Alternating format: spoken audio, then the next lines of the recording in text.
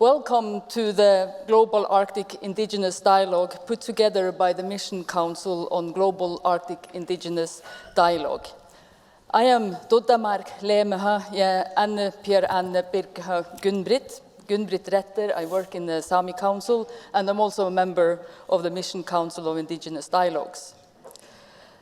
We are joined here at the moment when the Convention on Biological Diversity has gathered for its first part of the COP15 in Kunming, China, to negotiate a new global biodiversity framework, and 2 weeks before the global community will gather in Glasgow to discuss the climate conventions. We will not discuss these processes today, but simply shed light on why Indigenous peoples should be part of any solution and decision-making, and maybe even share what decision makers can learn from Indigenous peoples about Indigenous peoples' relation to nature, the relationships. I wish we will come out having a better understanding of what is at stake. And although she's still there, first we will have a virtual prayer and a message from the Mission Council on Indigenous Peoples co-chair Mandy Bayha, who is a director at Dene Dahk'ǝ. I don't know if I pronounced that right, with a greeting from Great Bear Lake, Northwest Territories, Canada. Please. Hello, I will open now with a prayer in my language. In Tambe Ogoambet Zanagundi Mazida Gutika Guntaninde, Sinewitzine, Zitradariye, in Taizu, and Edegamari, Makitsina Kitsiki. Tina Hitsanandi, in Dutlanet at Desi with Tina Zotlagazuta, as Zotlatanat iti, Kina Zotlazinity, Titanat in Dindan Massi, with Tina Hitsanandi, Massi, in town by a globazana wanting zita with tea, Kavundaninde, Massi. Hello everyone, Massi. It was just a quick prayer and blessing for Creator to come and our ancestors to come and be with us today. And to help open our hearts with respectful dialogue, and that we will be able to learn much from one another. And also giving thanks for the gift of the day, giving thanks for the gifts from Creator and as well as the land. Merci. To open the dialogue, I would like to just share what our Mission Council is about, as well as some of the discussions that we had early on when we had first begun, because we're fairly new. And so we had identified close to a list of like 30 topics that were really important. It ranged everywhere from dialogue with political leaders to climate change to youth. Many things were listed. But what we realized is that what we needed to focus on was what was important to Arctic Indigenous peoples, and not so much what was a hot topic at the time globally. It was about inherent rights, relationships with land and environment, about recalibrating to what was always natural to us as Indigenous peoples. And this speaks to reconciliation, decolonization, and then eventually to lead through our own worldview, which is informed to us by our culture, language, spirituality, history, and relationship to the land.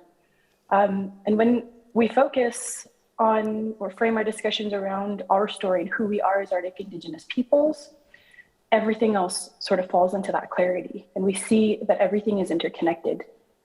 And we've been here since the beginning of time and have become masters of adaptation, groomed by some of the most harsh and extreme climate in the world. And how have we been so successful in our survival? How is it that we thrive? The Arctic is both powerful and vulnerable. And so for Indigenous people, it's like walking a thin line or a tight rope in trying to keep everything balanced, because this is what, for us, it means to be true human beings, to be faithful stewards to the land, to uphold our protocols, our ways of knowing and being, but also to respect the natural laws of the land as well. Any small change can be cataclysmic quickly for us here in the north. Any small change, we feel it pretty deeply as well as quickly. So what we want to share with the world around us and those whose hearts are open to listen is to help to see through our eyes and why these issues are impacting us, our way of life on the land, but also to help to create a new future in which we can start building up our ancient context of socialization, because our youth are so important to us. They're our future. And all the discussions and things that we do moving forward is always keeping our young people at the heart and soul of the decisions that we make, making sure that we can ensure them a good future, as well as the tools, both modern and traditional, so that they, in turn, when it's their time to learn to adapt, they'll have all the tools that they need to move on into the future. And that is something that our elders, where I come from, speak about often, is always about the future.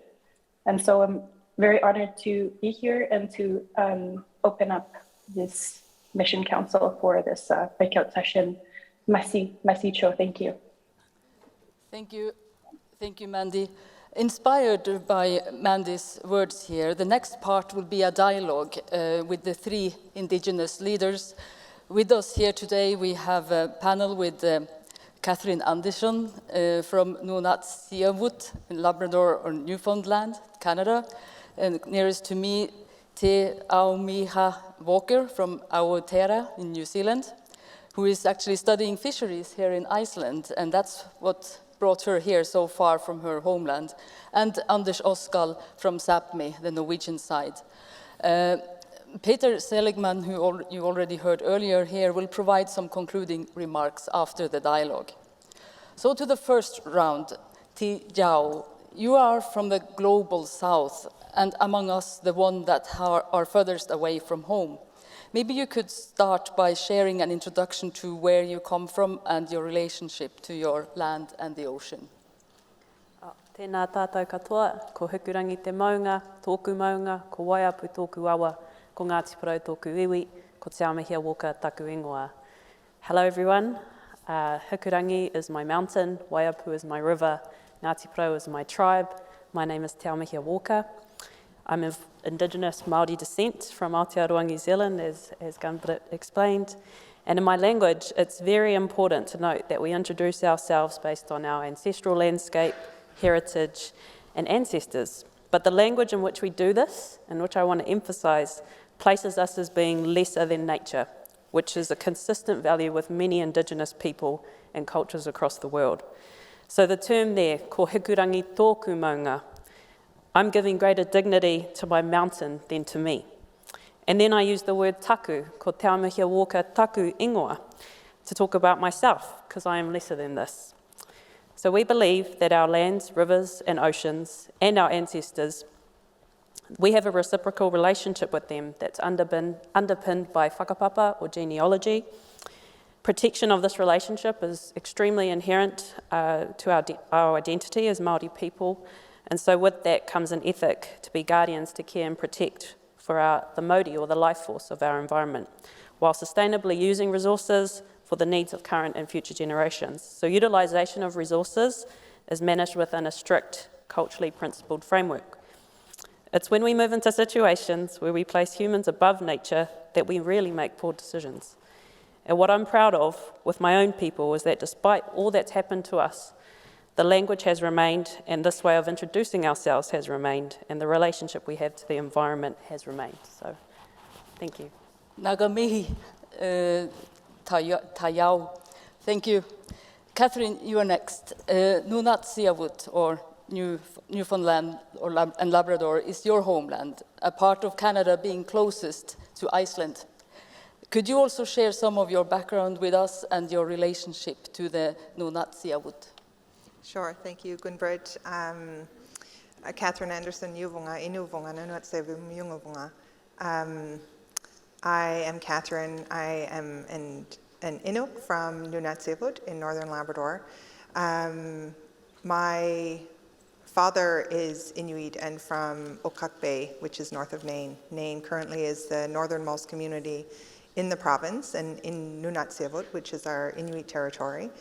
And I was born and raised there. I grew up hunting and fishing with my family off the land. And I would say our relationship with the land is integral to our wellness, to our health.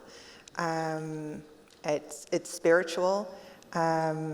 And as Taei said, it is a reciprocal relationship. And I think that is something that really underpins Indigenous people's relationships with their lands and their waters. Nakuma Mik. Thank you. Finally, Anders, from Sápmi, could you also share with us where you are coming from?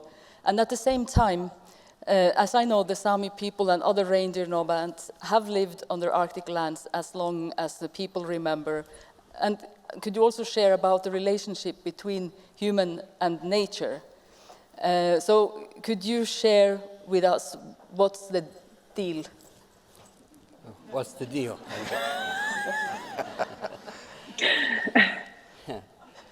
Parvei vuokaida munen Oskal unihante inger marianta. Good day, everyone, and thank you for the invite.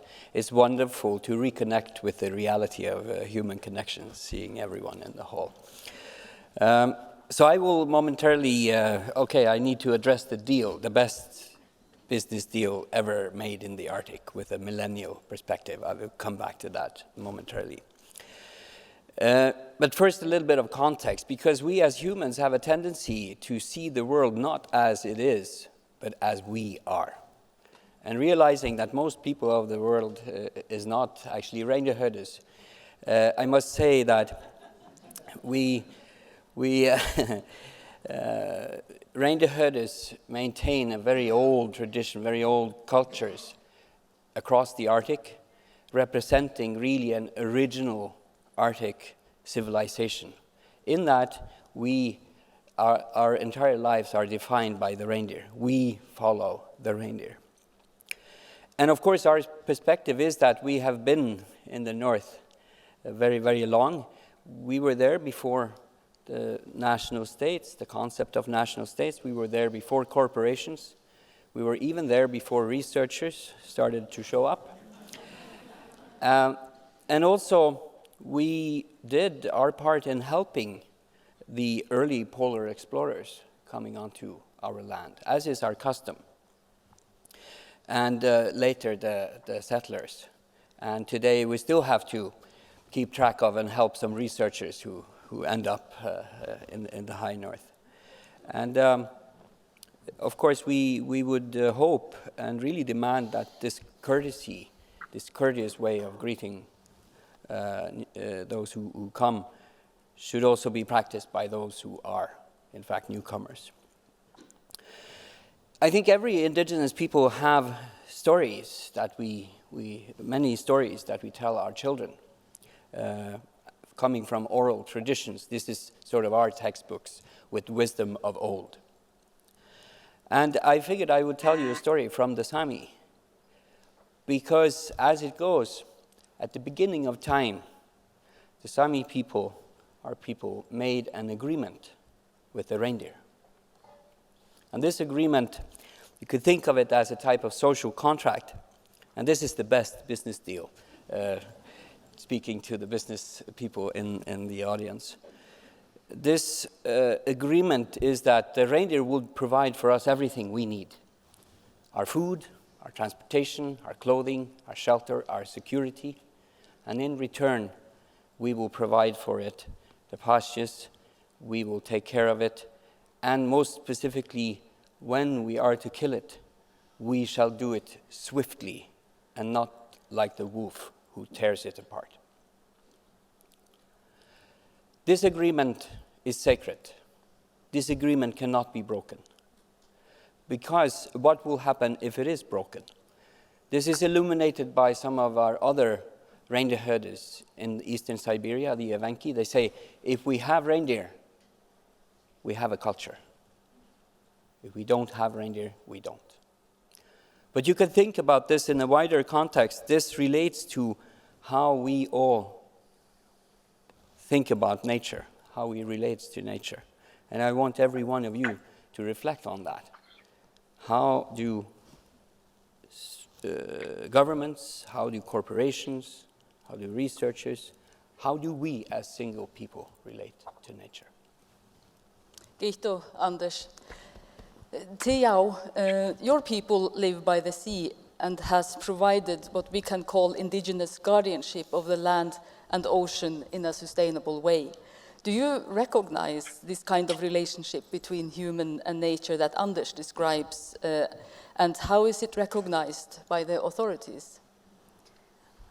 Thank you for the question. And I think from my introduction, as well the introduction of my fellow panelists, I think it's really clear that we have similar values, cultural values and views. And so I won't get into that, but I want to say in terms of how authorities recognise this relationship and these rights and cultural values we have. The legal structure in New Zealand is really strong in terms of the platform to recognise and provide for this relationship and these rights. I don't want to get into the history, but we've fought really hard to be here. So for me to be here today is because of the ones that came before me that did this. And so without getting into the history, we're a lot better than we were before. And we're always pushing the government to improve, given this strong legal platform that's developed over time. So the New Zealand government and other stakeholders know that they are required by law to work with us. But the issues we find today come from the implementation of that obligation. So we usually feel like a tick-the-box consultation exercise to them.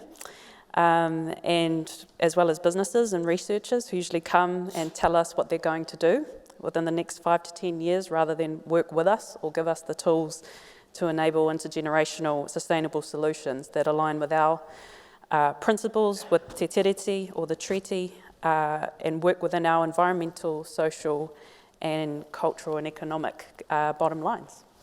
So, but in saying that, there's been many improvements. And particularly, if you look at our fisheries management regime that's underpinned by Te Tiriti o Waitangi and the 1992 Fisheries Deed of Settlement that was signed by both the Crown and Māori. So under this arrangement, powers devolved to Māori to recognise and provide for their customary fishing rights. This has been done through the allocation of customary quota and cash to tribes after going through extensive mandating processes to become recognised to receive those assets. As well as a separate regulatory regime for customary non-commercial fishing, which devolves power to what we call kaitiaki or Indigenous guardians, to a specific area related to customary fishing for customary purposes.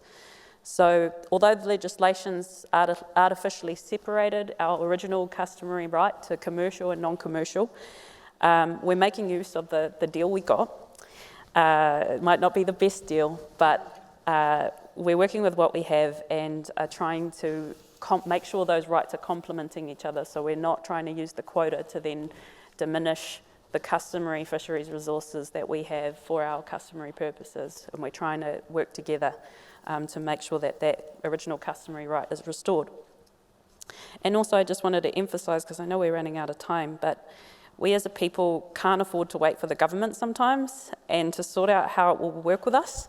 So, and devolve power, all of those mechanisms the government has to go through. And so, in such urgent times where climate change and biodiversity and ecosystem loss is at the forefront, where our people will be impacted most, we're exercising our tino rangatiratanga or chieftainship and determining solutions that work for us using our knowledge, customs and practice and informed by our worldview. So that's the way we're kind of leading charge, and over time we're finding government, local government, communities are supporting us because we're just getting on with it and doing the mahi. So, Naga mihi Taei. So, Catharyn, Taei told us about the governance system. It's an important element in governance system is knowledge. And you are in the education and the research institution. And we heard you first share the relationship you had, or your people have, to the land. So how does your institution combine the people's and the communities' relationship to the lands and oceans with the education and research? or to indigenize the research? Thank you, Gunbert. Thank you for the question. I think it's a really important question, especially in the field that I work in and many of the people here. Two things that I'm going to talk about. One is recognizing Indigenous knowledges as commensurate with academic knowledge. And two, it's about including and engaging Indigenous peoples and communities in decision-making processes.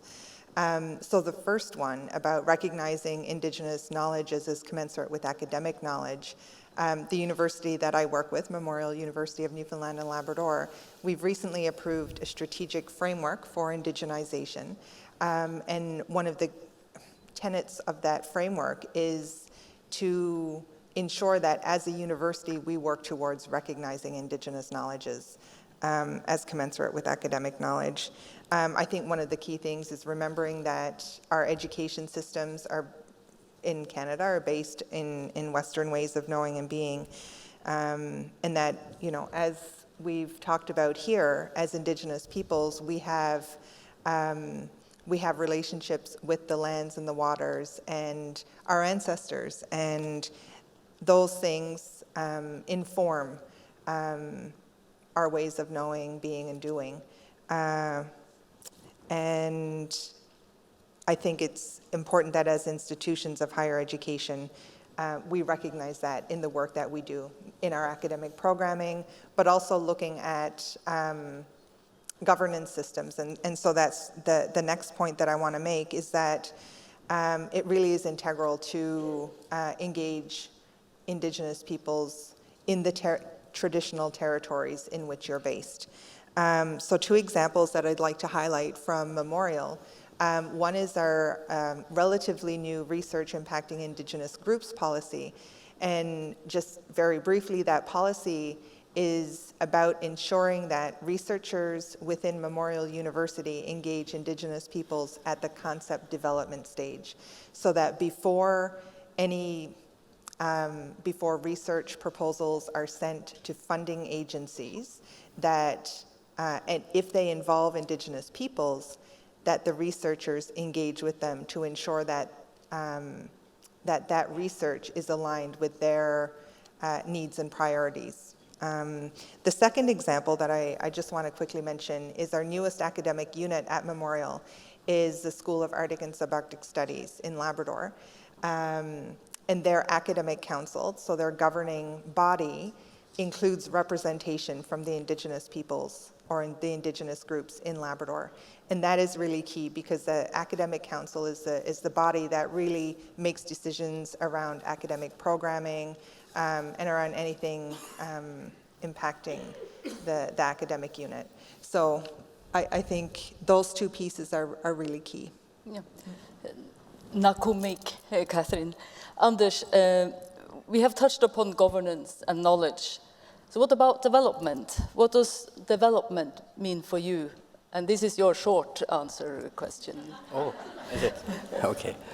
Well, okay. Let's say sustainable development then. What is that? None of our 24 Indigenous reindeer herding peoples have words for that in our languages. And we are amused with our millennial perspective with concepts like sustainable mining, sustainable airlines. Being less evil does not necessarily make you good.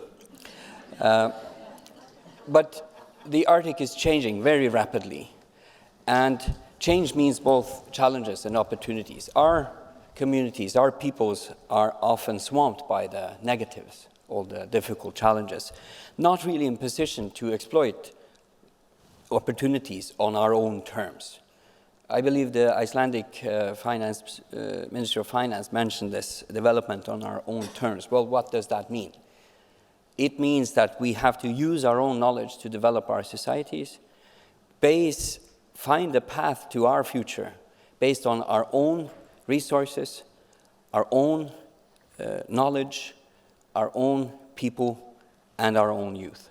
And I hope you will all reflect on this. Understanding the North, understanding the Arctic also means that you have to understand us. And there is perhaps one word lacking a bit altogether in the discussions I've heard here, and that is the word moderation. The word? Moderation. Moderation. Thank you. But I'm a moderator. Not moderator, but moderation. Gehto, Anders. I was also to say that what I take from this is that if you want to understand the Arctic, you have to understand the peoples of the Arctic. So the reciprocity between human and nature and the indigenous guardianship of the land and the waters. Mandy gave in her introductory remarks. Peter, we have now heard the dialogue with 3 indigenous leaders from very different corners of the world. What do you, as non-indigenous person, take from this? And maybe if you can that in 2 minutes, because we are running out of time. Thank you for those 2 minutes. What I take from this and from the wisdom that we've heard is that the world, the rest of the world, the outside world, the peoples that are non-indigenous, have an opportunity to be great allies.